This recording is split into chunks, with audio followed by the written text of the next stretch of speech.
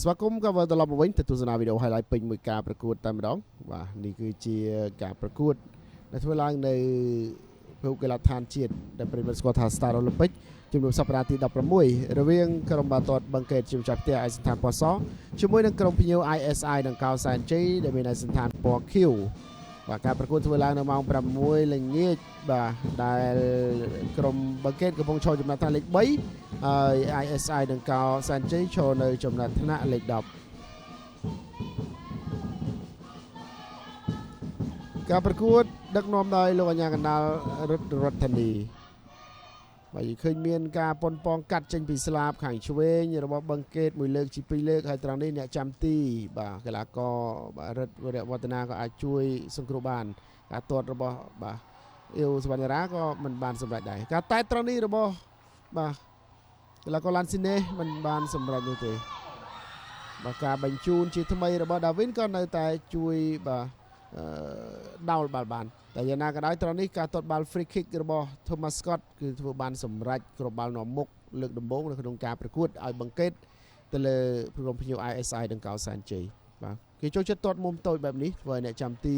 វរៈវឌ្ឍនាមិនអាចសង្គ្រោះបាននោះទេ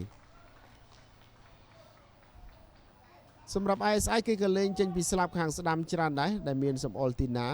បាទការកាត់បញ្ជូនបាទជាច្រើនលើកច្រើនសារត្រង់នេះការបញ្ជូនទៅឲ្យឈត់បាទចាប់ក្រឡកបាទមានការបន្ថែមមួយជើងទៀតតែចំកីឡាករហៅសុកណេតការទាត់បាល់ពីក្រៅប្រអប់របស់ Hernandez មិនចំគោលដៅនោះទេបន្តទៀតត្រង់នេះដែរ Hernandez ទៅដាច់បាទតែក៏សង្គ្រោះបានដោយអ្នកចាំទីកយសាលីមការកាត់របស់កីឡាករ Iago Bento តែ Bivan Mayer រត់ទៅមិនទាន់ត្រង់នេះមិនយល់ចិត្តគ្នាជាមួយអ្នកចាំទីហើយ Hernandez ព្យាយាមបញ្ចប់ទីតែក៏មិនបានសម្រេចការកាត់មួយលើកទៀតពី Iago Bento ត្រូវតែចេញនឹងខ្សែការពារ Iago Bento ខ្លួនឯងក៏រត់មកទាត់សម្ដៅទីស្រួចតែមិនចំគោលដៅការលូតតែត្រង់នេះរបស់ Hernandez បាទមិនចំគោលដៅទៀតហើយសុកណេតព្យាយាមបាទរកឱកាសកាត់តែរាំងចិត្តដោយ Slesenមួយជើងពីចម្ងាយមិនចំគោលដៅត្រង់នេះហើយអនដាស៊ីណូស្កេក៏ទាត់មួយជើងពីលើប្រអប់បាទដំបូលទូកដែរតែមិនបានសម្រេចត្រង់នេះបាទគឺជាការទាត់មិនបានល្អរបស់បាទ Cyrus Demi តែប៉ះជើងខ្លួនឯងខ្ទាតទៅមុខទៀតរត់ទៅបន្ថែមក៏បានគ្រាប់ទី2ឲ្យបឹងកេតនៅចុងម៉ោងបន្ថែមបង្គ្រប់វគ្គទី1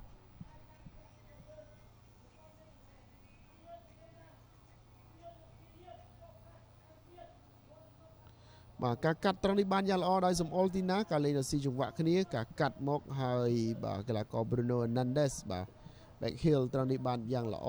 បាទប្រឡោះអ្នកចាំទីជាមួយនឹងកីឡាករតាំងប៊ុនឆៃនេះជាការបញ្ជូនបាល់ដោយ Cedrosip បាទ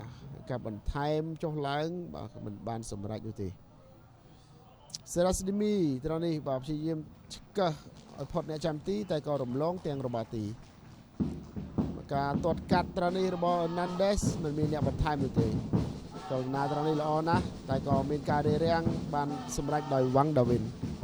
បាទបាល់កាត់មកត្រង់នេះលូកជើងស្កាត់ដោយសារ៉ាត់បាទទៀតទៅរកទីខ្លួនឯងតែមិនបញ្ហាទេសម្រាប់អ្នកចាំទីវីរៈវឌ្ឍនា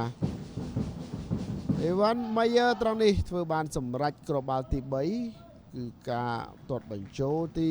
បាទបានយ៉ាងល្អអនដាស៊ីណូស្កេព្យាយាមកាត់ត្រង់នេះដែរតែរាំងដោយខ្សែការពាររបស់បឹងកេតអ៊ុនសុតរិតក៏ទាត់មួយជើងមកដែរតែប៉ះជាមួយនឹងវិស្ណុខ្ទាតខុសទី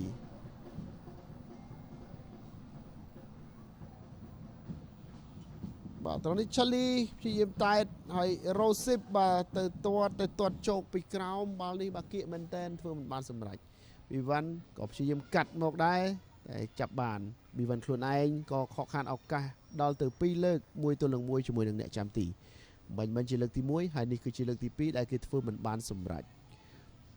អាជ្ញាកណ្ដាលកំប្លុងកញ្ចែបញ្ចប់ការប្រកួតជាផ្លូវការបឹងកេតរកបាន3ពិន្ទុបន្ថែមតាមរយៈជ័យជំនះដែលលទ្ធផល3ទល់នឹង1ទៅលើក្រុមភ្ញៀវ ISI និងកោសែនជ័យ ដើម្បីពង្រឹងតំណែងលេខ3របស់ខ្លួនពេលមកទស្សនិកជនជាទីមេត្រីការផ្សាយផ្ទាល់របស់យើងសន្មតធម្មតាទីបញ្ចប់សូមថ្លែងអំណរគុណសម្រាប់ពេលនេះខ្ញុំបាទរស់កណាលរួមជាមួយនឹងក្រុមការងារសូមអរគុណសូមគោរពលា